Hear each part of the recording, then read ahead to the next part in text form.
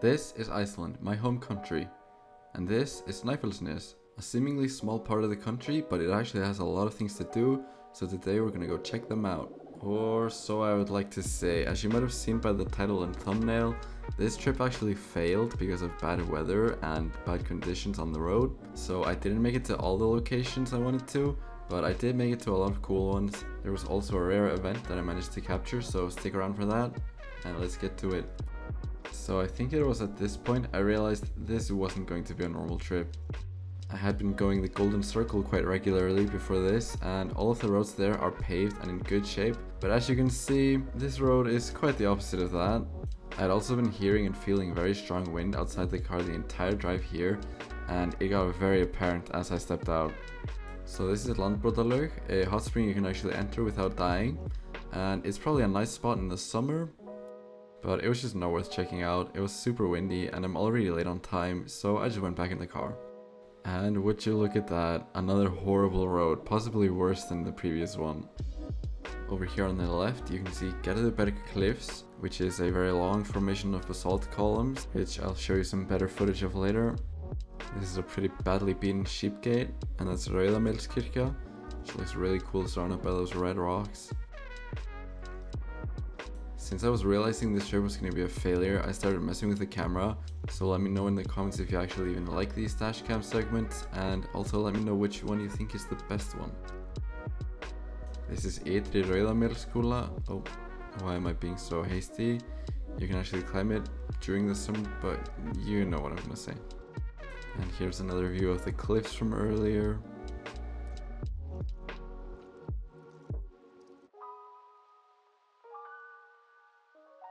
Of course, it also started raining, but we made it to the ocean.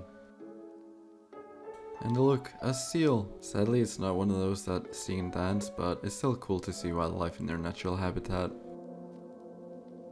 Yeah, I'm envious of animals. They don't have to pay taxes. They can also just do whatever they want and not have to worry about money. I'm starting to think we should take down the government. This one was wondering why there were so many Chinese people in Iceland, and this one is just living the life. Just to clarify, I have nothing against Chinese people. I would love to visit China one day, but there was just a lot of Chinese people this day. POV, me and bro. Getting to this place in these weather conditions was something out of a dream or even a movie. I don't know if the snow and haze are helping too much, but it has to be one of the coolest cliffs I've ever seen. There's just something so eerie about this that I absolutely love. Now this is definitely the biggest mess up of this trip. I was supposed to go left right there, but I didn't, and I saw a picture of tires with some chains on it earlier. I wonder what that could mean. It sure is snowy up here, but hey, I've seen snow around roads my entire life, it's fine. The snow is getting on the road, but I'm on holier tires, so it's fine. I seem to be losing a little bit of grip, but I've driven on snowy roads before, it's fine. Alright, there's quite literally someone getting rescued right in front of me. I think it's time to turn around. But the problem is, how do I do that on this road? It's fine. This was definitely a little stressful as I couldn't see where the road actually ended and cliff started, but you live and you learn. And this sure taught me that summer in Iceland does not start until late May, and that is especially true on mountain roads. We're now driving over thousands of year old lava, which you can tell by the spiky rocks and moss everywhere.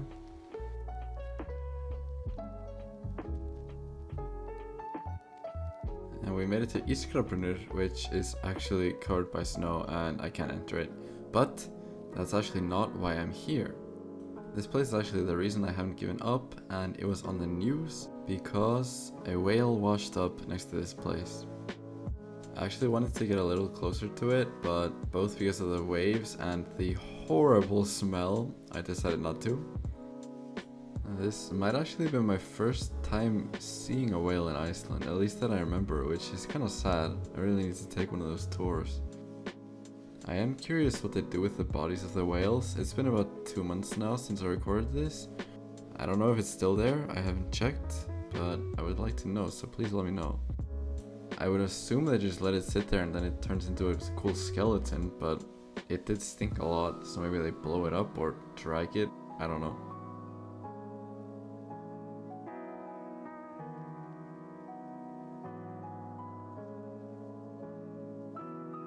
Headless Sunset has a lot of cool murals, so I would recommend going there, check that out.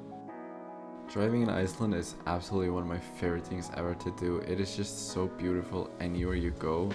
If you have the means to, definitely rent a car and just drive. Like go to the south coast, Golden Circle, Snæfellsnes, just do it. Just be careful around Icelandic drivers.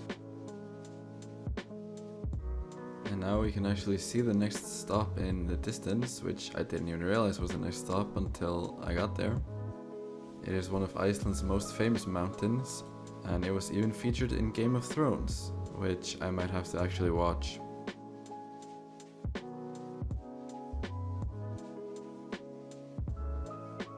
This is my first time actually coming here, and I'm just as amazed by the surrounding mountains. I can't deny it, this mountain looks gorgeous.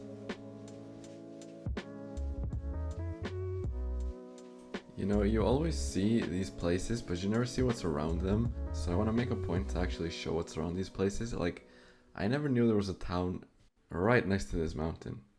Just imagine waking up there every day and seeing this.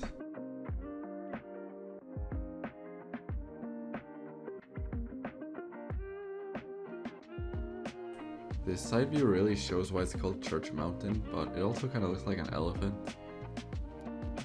Yeah, so at this point we're way behind schedule because we started very late, and in about an hour the tunnel we need to go through to get to Reykjavik is closing because of restorations, and it takes about 2 hours to drive there, so a lot of driving upcoming. Somehow once again we ended up on a really bad road, and if we want to take another one it's gonna take about an hour extra, so okay, it ended up being fine.